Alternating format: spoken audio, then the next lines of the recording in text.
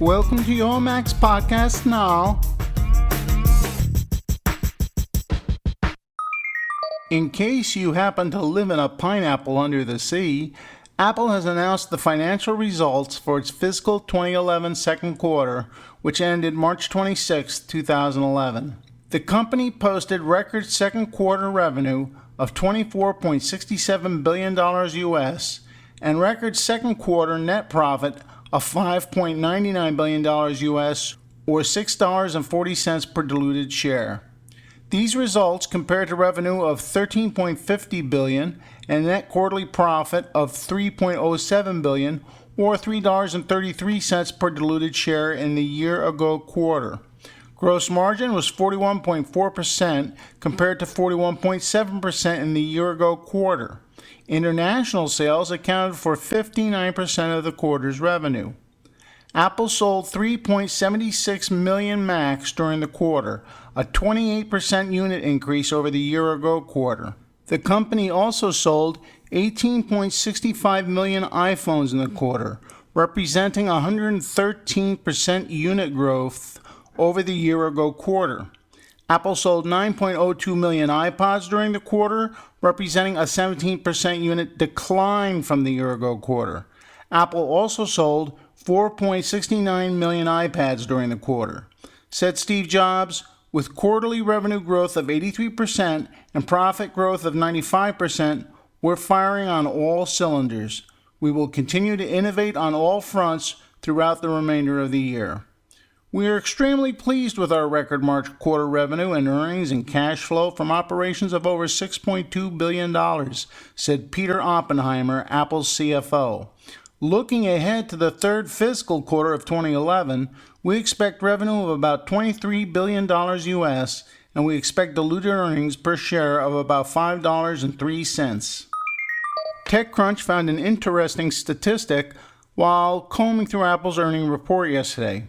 How much of that profit do you think is from the iPhone? 10%? 25%? The correct answer is 50%. That's right. According to Apple's latest earnings report, an entire half of Apple's quarterly revenue is coming in from the iPhone and iPhone-related products. Apple sold 18.65 million iPhones last quarter. This works out to roughly $12.3 billion in revenue, or 50% for the iPhone division alone. Of course, it's worth mentioning that these numbers aren't based on just iPhone hardware. It also includes related products and services. According to a footnote in Apple's report, this is defined as revenue from, quote, carrier agreements, services, and Apple-branded and third-party iPhone accessories, end quote. It does not, however, include revenue from the App Store. That's categorized as iTunes revenue, iPod Touches, or iPads. With Apple's ruling the smartphone market well underway, Apple's secret quest for living room domination is off to a good start. That is, if an analyst's report is to be believed. Ming-Chi Kuo of Concord Securities surveyed Apple's supplies and found that the latest generation Apple TV managed to maintain steady sales since its October 2010 launch. He claims that Apple sold just over 1 million units before Christmas and around 820,000 since the start of January. Of course, these are all estimates. Apple famously called the Apple TV a hobby, but it seems to be turning into a lucrative hobby. If true, this cements the latest generation Apple TV as more than just a side project. It's become an important piece in Apple's new ecosystem.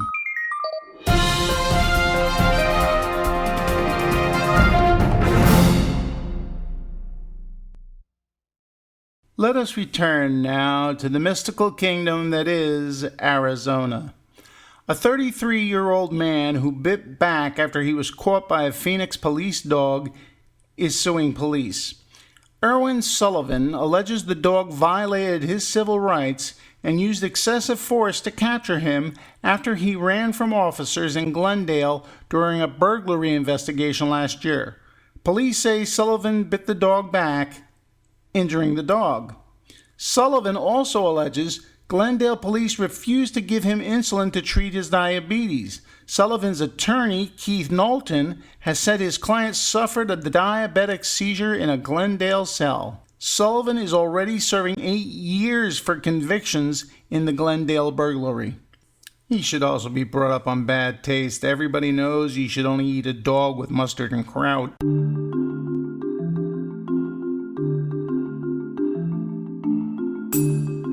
Can you smell that? Can you smell it, boys and girls of the Magic Apple Kingdom? Yes, that's the pure smell of the weekend approaching. Oh, I can hardly wait. But until then, we've got one more day. We have Friday. And remember, we have op-eds on Friday. Now, I just want to warn you, there may be no show tomorrow because I'm still having some health issues and, well, we'll see how that plays out. But whether I see you or not, remember, download, double click, drop out.